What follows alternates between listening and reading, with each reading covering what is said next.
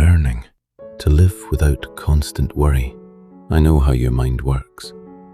Even when everything is quiet, you start wondering what could go wrong.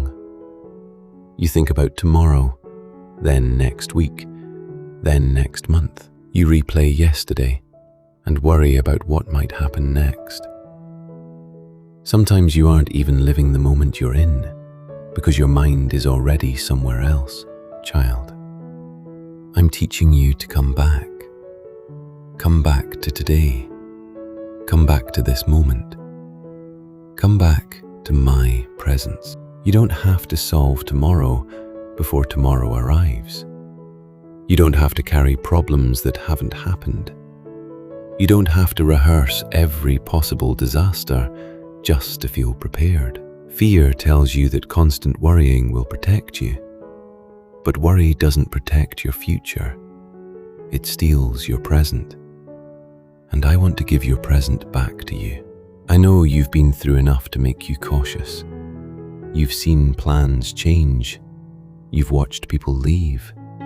You've had moments when everything seemed uncertain. So now your mind tries to stay one step ahead because it doesn't want to be surprised again. But child, you don't need to live in constant anticipation of pain. You are allowed to breathe. You are allowed to rest.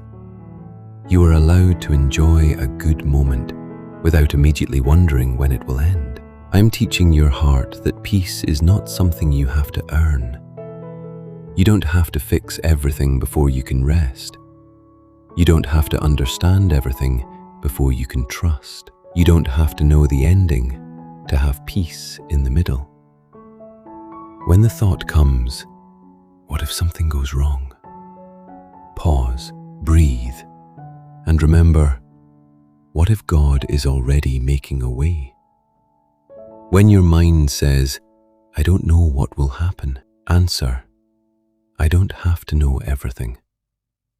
When fear says, you're not prepared, remember, I don't need tomorrow's strength today. I will give you what you need when you need it.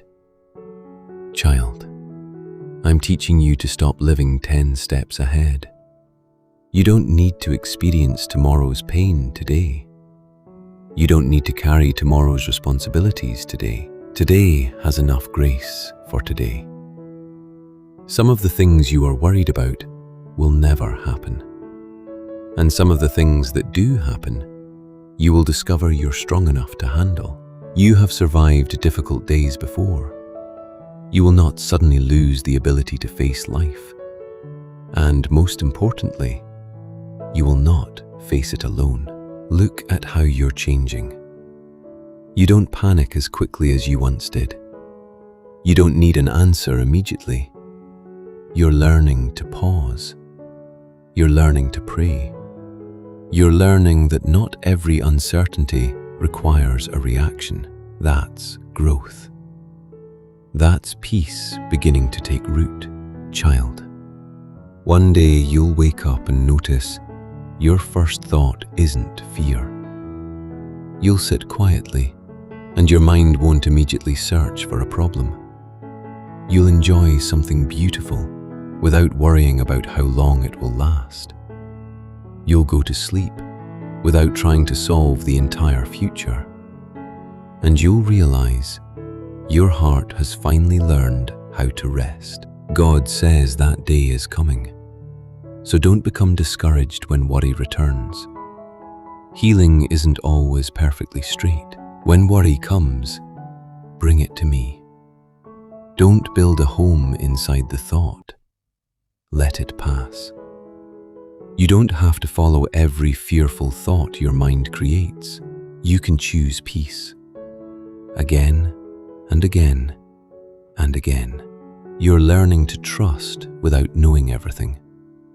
You're learning to rest without having every answer. And you're learning that tomorrow is not your responsibility tonight. I am already there, so breathe, child. The future is not asking you to carry it today. If you're choosing God's peace over constant worry, type, "I release my worry" in the comments. If this message helped you release even a little worry today, consider sending a super thanks.